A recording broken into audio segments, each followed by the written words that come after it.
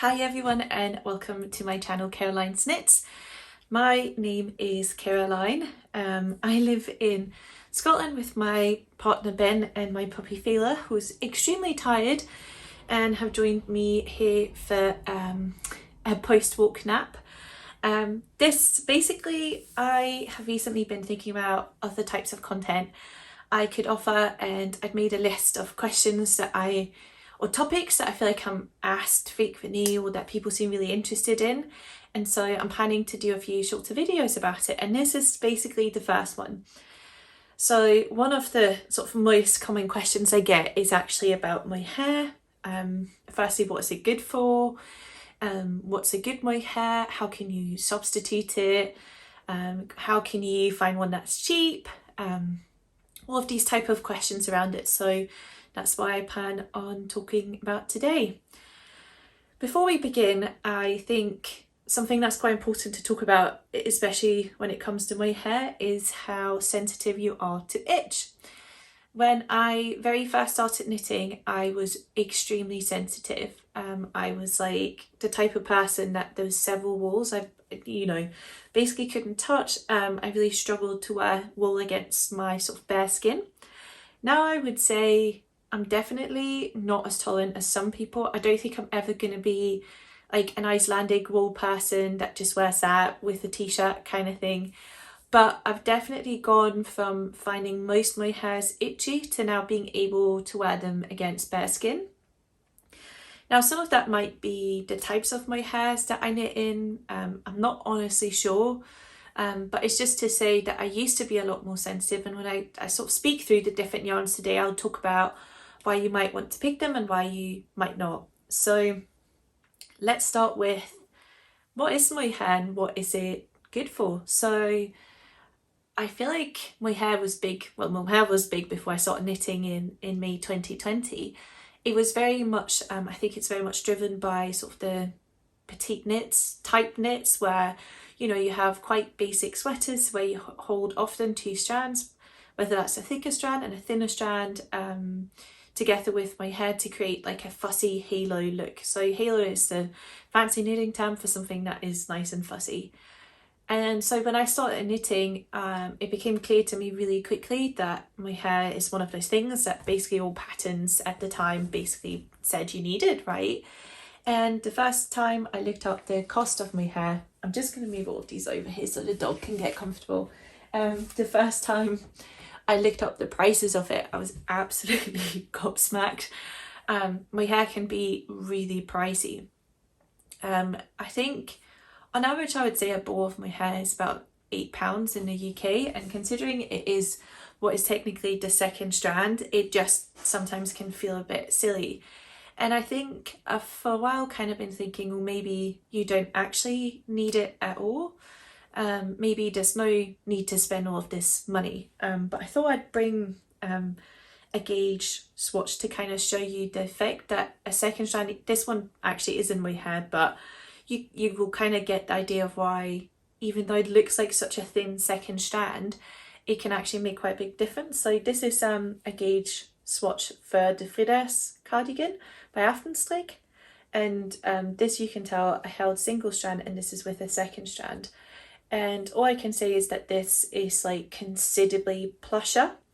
It's much softer, it has much better drape, and that's generally what I find happens with garments where you hold a second strand.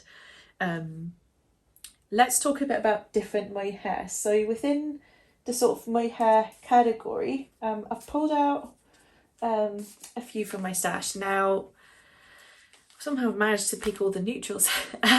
Within the sort of different kinds, I'm going to refer you to my lovely friend Sophie, who I don't think she's uploaded it yet, but Sophie, who's behind the Knit Purl Girl, is making a massive comparison of all the mohairs, most of the alternatives, and talking about sort of price and quality and what's her favourites, etc.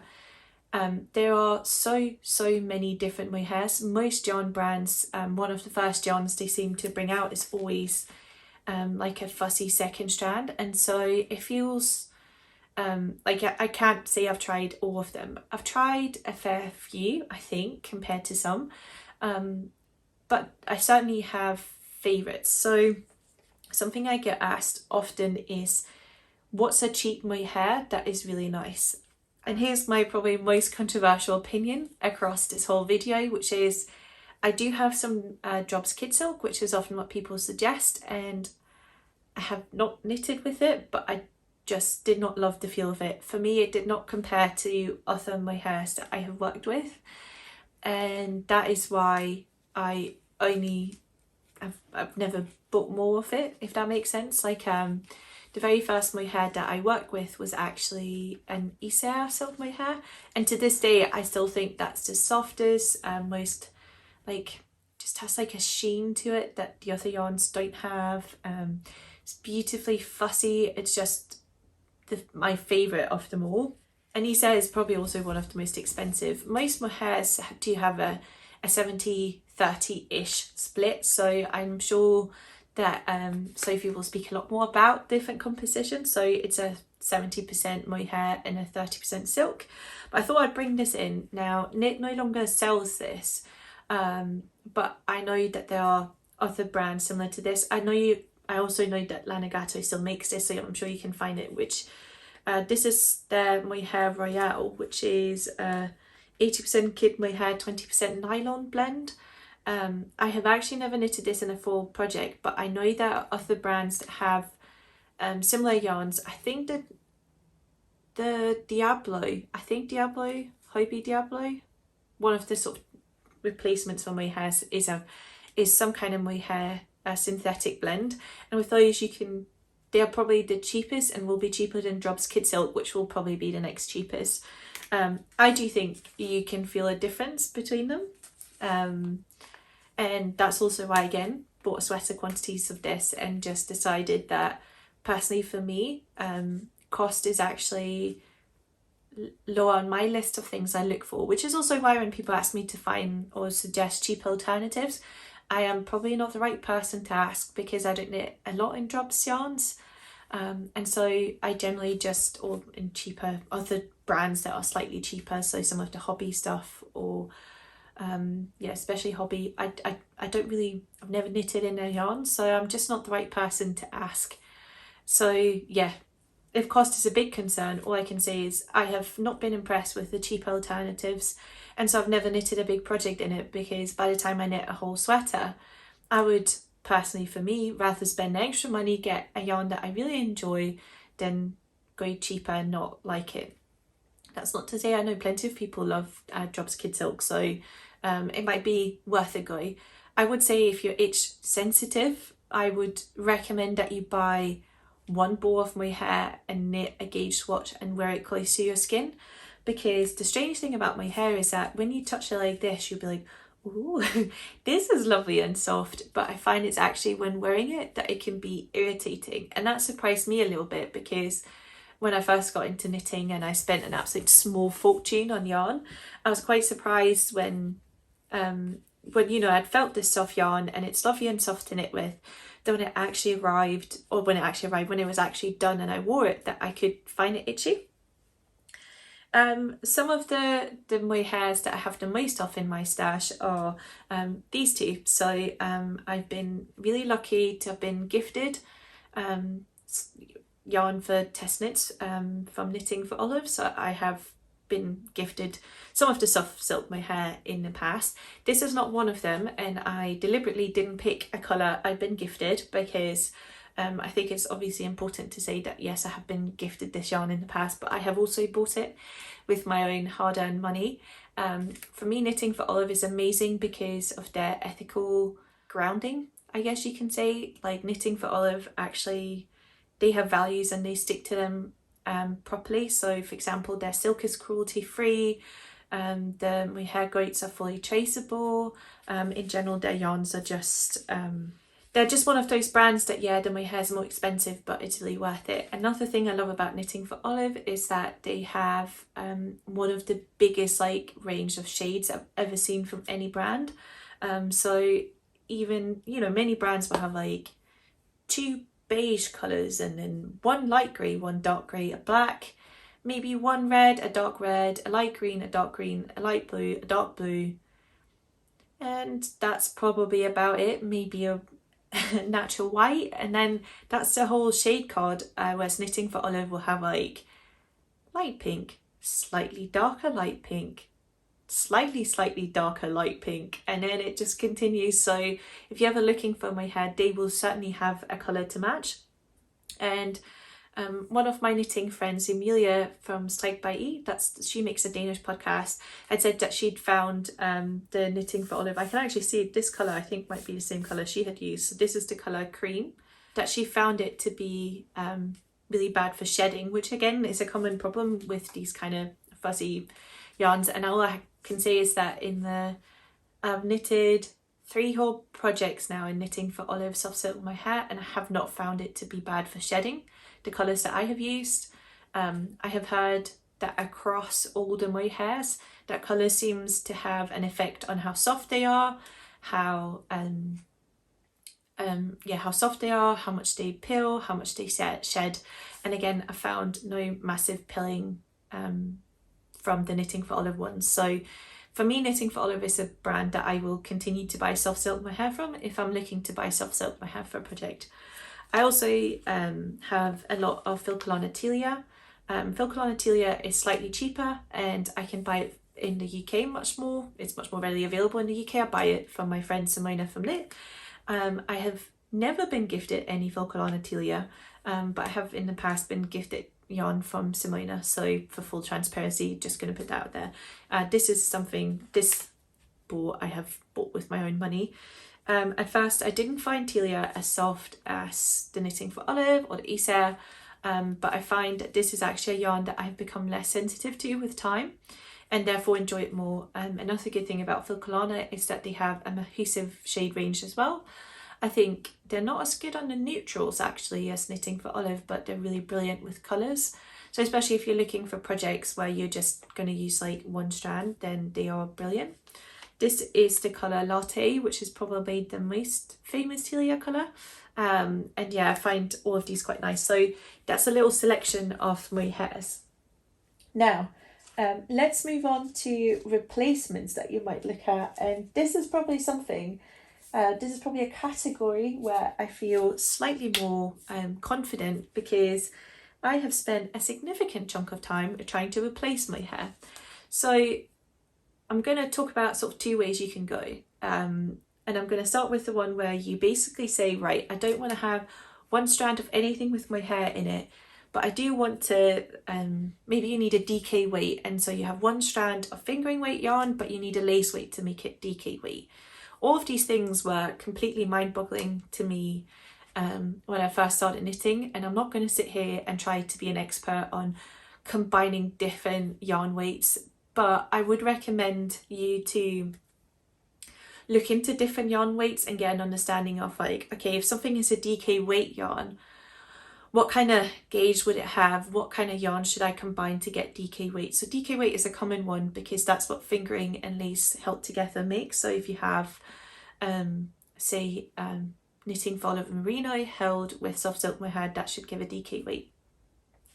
So that was one of the sort of first yarn weights that I have been trying to replace. I guess technically, if you have a DK weight and you hold it with a lace weight, that should probably make an Aran weight. So an example of that is if you were to hold a yarn like Filcolana Peruvian Highland Wool with a Mohair, that should give sort of a thicker gauge. So that's another reason why obviously sometimes you need a second strand to make your yarn thick enough. It can also create a bit of variation in your knits and give a bit of like multi-dimension to it, which can be especially nice if you're using hand-dyed yarn. So all of this to say that because, as I said, when I first started knitting, I made one project, I bought 2 projects worth with the expensive Mohair, and quickly realised that not all Mohair was as nice as the Isère and the hand-dyed Mohair that I had bought, and that I had to find other ways to create slightly thicker yarns and work with similar weights, but that were not itchy to me. So another thing I should say is that some people are really sensitive to alpaca. Just like you can be sensitive to certain breeds or certain types of yarn, some people cannot stand defilling off alpaca, and personally alpaca is one of my favourite fibres. I have not yet, in all the projects that I have done, all the yarns I've bought, felled an alpaca yarn that I did not enjoy. So for me, I've always been more biased towards going the alpaca route than maybe some people would be, because they find alpaca itchy. I know knitting traditions, for example, can wear and use really rustic yarns but cannot stand alpaca. So again, for me, just not a concern. I really enjoy alpaca, so a lot of the examples I'm going to show you will be alpaca based. I'm going to start with the sort of like more I don't know if it's more readily available, but this was my first like proper replacement that I found. I've brought two different ones. So this is hand dyed by the lovely dyer called Zakami. They've now relocated to Edinburgh, and they've always been one of my favourite dyers. And this is a 74% baby cereal alpaca and 26% silk, and this is 50 grams and it runs 300 meters. Because these come in 50 grams and most mohairs come in 25 grams, actually it doesn't always work out as expensive as you might think. It does run slightly shorter. This runs 300 meters, so while it's cast as a lace weight, I do find that one thing to be aware of with these is that, I don't think I'm going to be able to show you, but often the strand is ever so slightly thicker. For me, it's not something that really affect gauge much, but it might. And then I also thought, so this is obviously, lots of hand dyes have this kind of baby cereal alpaca silk mix and will hand dye on it. There's also sort of a commercial, let's call it commercial yarn, that does something similar. So this is Cumulus by Fyberspates, which is basically the exact 74% baby cereal alpaca and 20% mulberry silk. It runs the exact same. This is in the colour Onyx and this is in the colour Cinnamon Stone, in case you're curious. And this again is lovely and soft. What I think is going to be hard to show, so if I maybe hold these up, the fluff will be different between these two. So I find that alpacas in general have more of like a brushed or thicker halo look to it, whereas mohair will have like a thinner like single strand sticking out, where this will like naturally like clump together a little bit also when you finish garments. That means, so while you get a halo, I don't think you get the same halo. But for me, yeah, you know, when I've held the cereal alpaca with another strand, I never have any itch. So I'm the most sensitive just after a shower because I'm quite eczema prone. And it's especially around areas where I have eczema that I get the most itch basically. And so I have nothing with sweaters that I have used that for. And that's why for me, this is definitely a top pick. I do have a little pile of different sweaters. So for example, this is one that you might have seen before. So this is my peacock sweater and you can see the halo on here. So this was knit with one strand of the alpaca silk held with another yarn. And I thought I would bring my first sweater. So these are knit at a completely different gauge, but you can almost see, maybe you can see the fluff difference. Might see if I'll probably pop in some artistic b-roll of these garments to show you. But I find that again the fluff is different and the final feel of the garments are different because of the two fibres. But the cereal alpaca, if you are looking for an alternative for someone who is sensitive or you don't like the feel of my hair, that's probably the first route I would go if you want to replace as like for like as possible.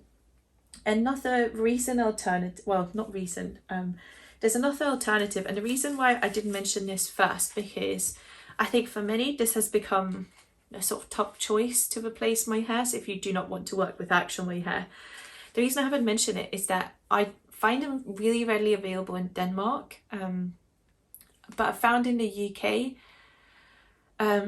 something I really dislike is that if I want a colour, I want the colour available. You know, I think sometimes I find that when I find stockists in the UK, they'll have all the colours I don't want and none of the colours I do, and sometimes you just want a beige.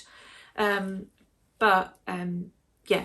this is Camarose's two replacements. So Camarose is basically my favourite yarn brand. It is not the cheapest, but these are actually quite cheap. So she has Midnatssol and she has Månestråle, and they're very similar. Månestråle came out first, it means moonbeam, and Midnatssol came out next, and this means midnight sun.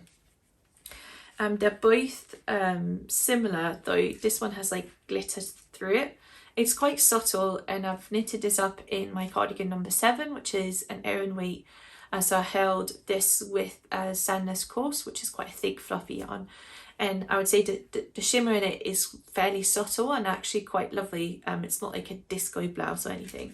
Whereas Midnatssol is a quality that I actually have quite a lot of it in my stash, but I'm only recently knitting up, so I'm currently making a garment. That's what the Frida's cardigan I'm using for that. Midnatssol is a 54% baby alpaca, 36% tencel and 10% merino wool. That also means that you avoid the need for silk, and that's how the cost can go down.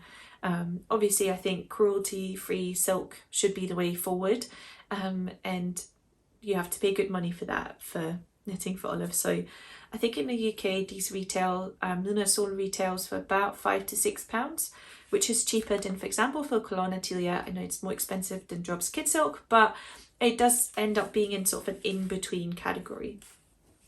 Similar to the other alpacas, I think the halo is less fluffy. It's again a slightly different, alpaca just gives a different halo than Mohair.